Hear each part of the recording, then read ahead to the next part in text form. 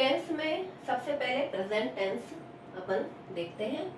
Present tense, present indefinite या simple present अपने को आज देखना है। तो सबसे पहले प्रेजेंट टेंस के अंदर एफर्मेटिव सेंटेंसेस। एफर्मेटिव सेंटेंसेस का मतलब होता है बिल्कुल सिंपल वाले सेंटेंसेस, यानी कि सकारात्मक वाक्य भी इनको हिंदी में कहते हैं। इनके पीछे फुल स्टॉप लगता है। ये सिंपल सेंटेंसेस होते हैं, स्टेटमेंट होते हैं, यानी कि जो अपन कहते हैं या जो कुछ होता है वो इसके अंदर आता है। एफर्मेटिव सेंटेंस में सिंगुलर सब्जेक्ट प्लस वर्ब में फर्स्ट फॉर्म, वर्ब की जो फर्स्ट फॉर्म होती है उसमें एस या ईएस लगता है, प्लस ऑब्जेक्ट आता है। सिंगुलर सब्जेक्ट आपको पता ही है, ही, शी, इट और नेम। ये जो है प्रोनाउंस, ये सिंगुलर सब्जेक्ट के अंदर आते हैं। और नेम नाउन है, ये सिंगुलर सब्जेक्ट में आता है। नेम्स नहीं, यहाँ मैंने प्लूरल नहीं कहा, यानी बहुवचन नहीं कहा है, सिंगुलर यानी एक वचन कहा है। एक वचन कर्ता, singular subject. Singular subject plus verb की फर्स्ट फॉर्म में एस या ईएस लगता है, प्लस ऑब्जेक्ट आता है और फिर प्लस एडवर्बियल ऑफ टाइम आता है, एडवर्ब ऑफ टाइम आता है।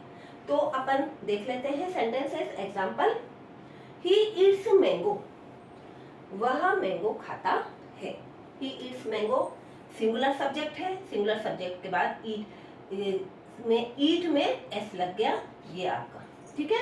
ये आपका प्रेजेंट इंडेफिनिट या सिंपल सेंटेंस है।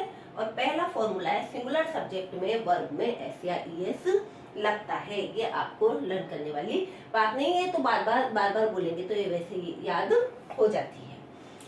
शी सिंगुलर सब्जेक्ट, शी वह लड़की या जो भी महिला वगैरह के लिए, फीमेल के लिए यूज होता है। राइट्स अ लेटर, ऑब्जेक्ट आ गया लेटर, शी सब्जेक्ट हो गया। राइट, राइट में एस लग गया क्योंकि प्रेजेंट इंडेफिनिट टेंस चल रहा है। और अ लेटर, ये आपका ऑब्जेक्ट आ गया। शी राइट्स अ लेटर, वह लेटर लिखती है। इट, इट जो है वो किसके लिए आता है? नॉन लिविंग यानी कि निर्जीव वस्तुओं के लिए और एनिमल्स के लिए इट का प्रयोग अपन करते हैं, इट का यूज करते हैं। तो इट यहाँ पे डॉग के लिए यूज कर लिया मैंने। और choose a ball, dog it choose a ball, वह बॉल को चबाता है, ये मैंने यूज कर लिया यहाँ पे। इट जो है वह मैंने एनिमल के लिए यहाँ पे यूज किया है। तो ही अपना सिंगुलर सब्जेक्ट हो गया, प्रोनाउन है सिंगुलर प्रोनाउन।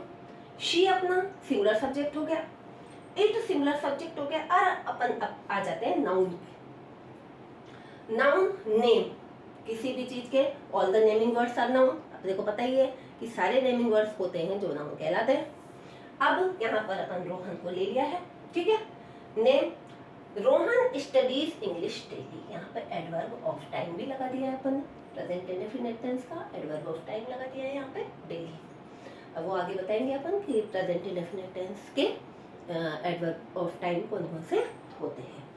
तो Rohan studies English, Rohan study को ईएस लग गया, आईएस लग गया, वाई हट के आईएस लग गया इसके अंदर।